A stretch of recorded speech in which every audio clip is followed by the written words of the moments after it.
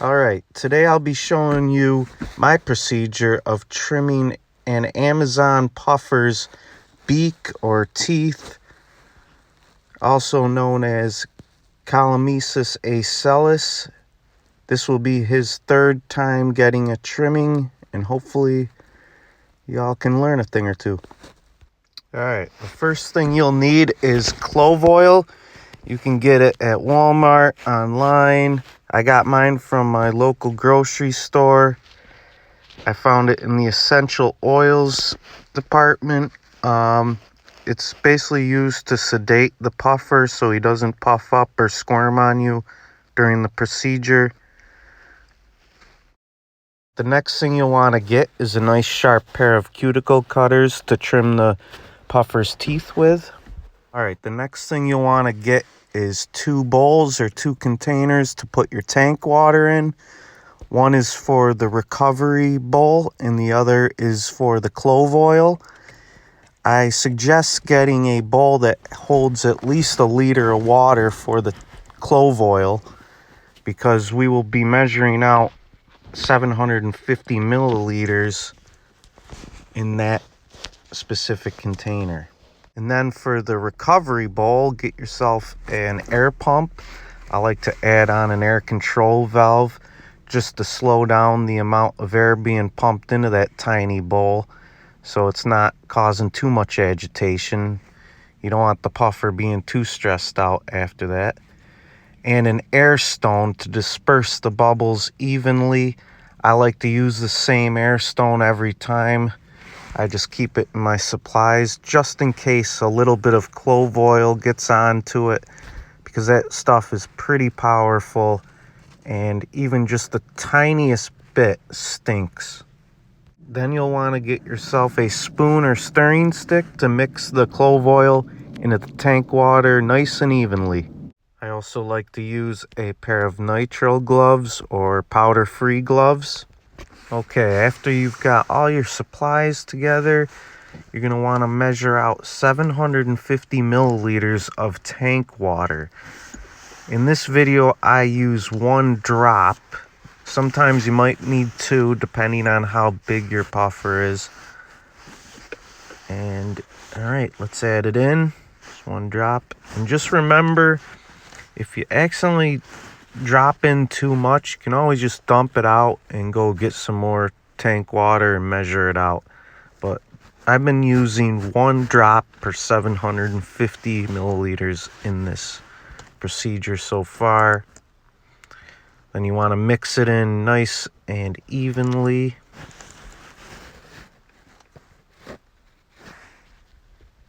Okay.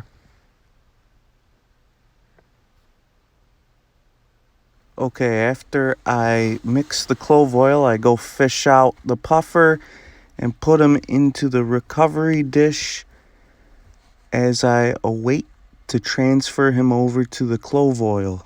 Also be careful, because he could possibly jump out on you.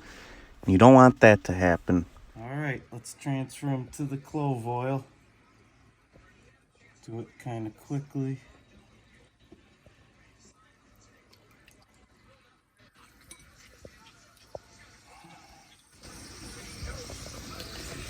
I should start to fall asleep.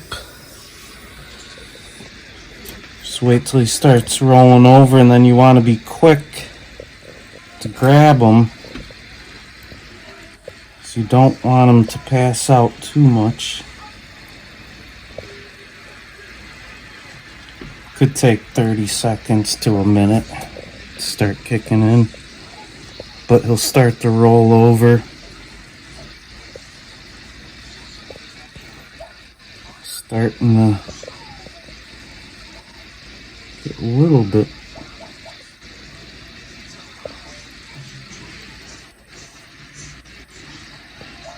slowing down.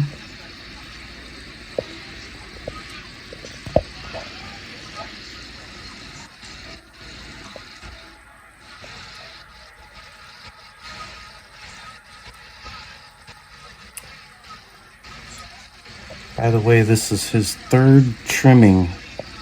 I have to do it about once a year for this guy so far.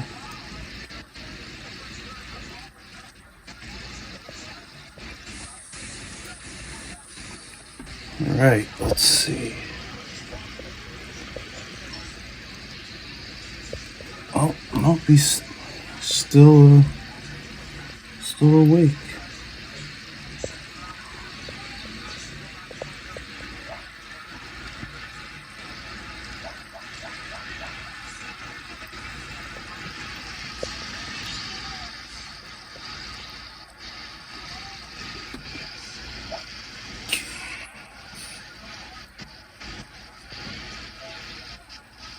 Not falling asleep as quick as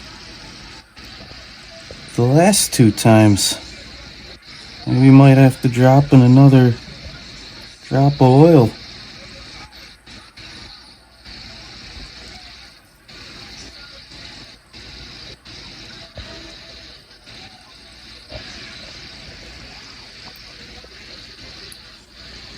Okay.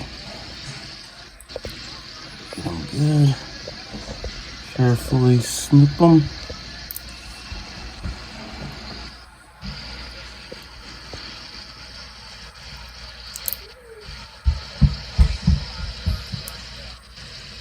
Okay, transfer him back to the holding water.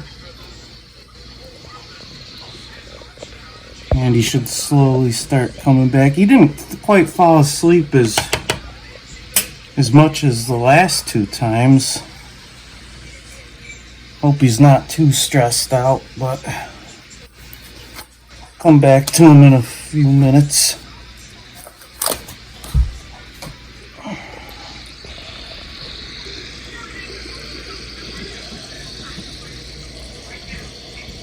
Usually they fall asleep for a good second there.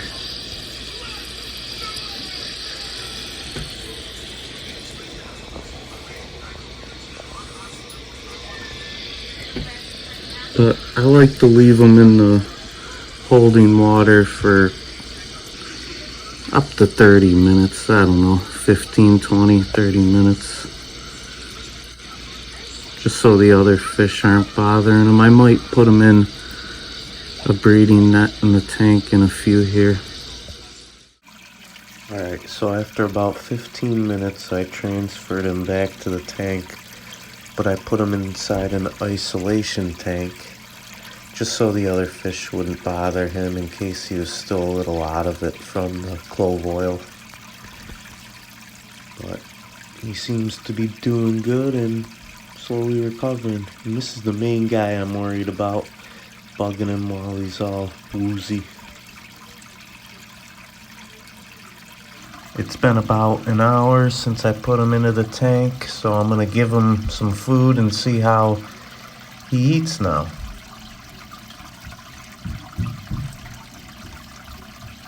It's definitely a lot easier for him to grab onto the flakes now.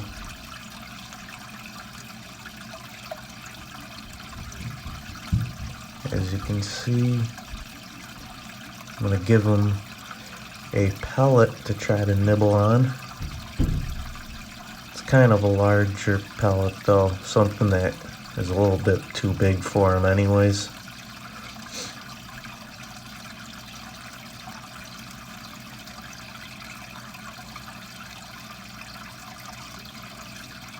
See.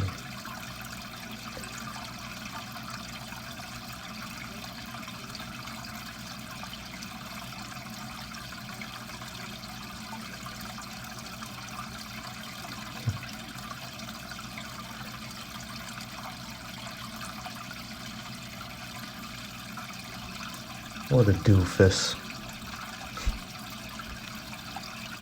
Alright, well that does it, guys. He's back into the tank with all the other fish. Just fed the fish and they're all going crazy for the food.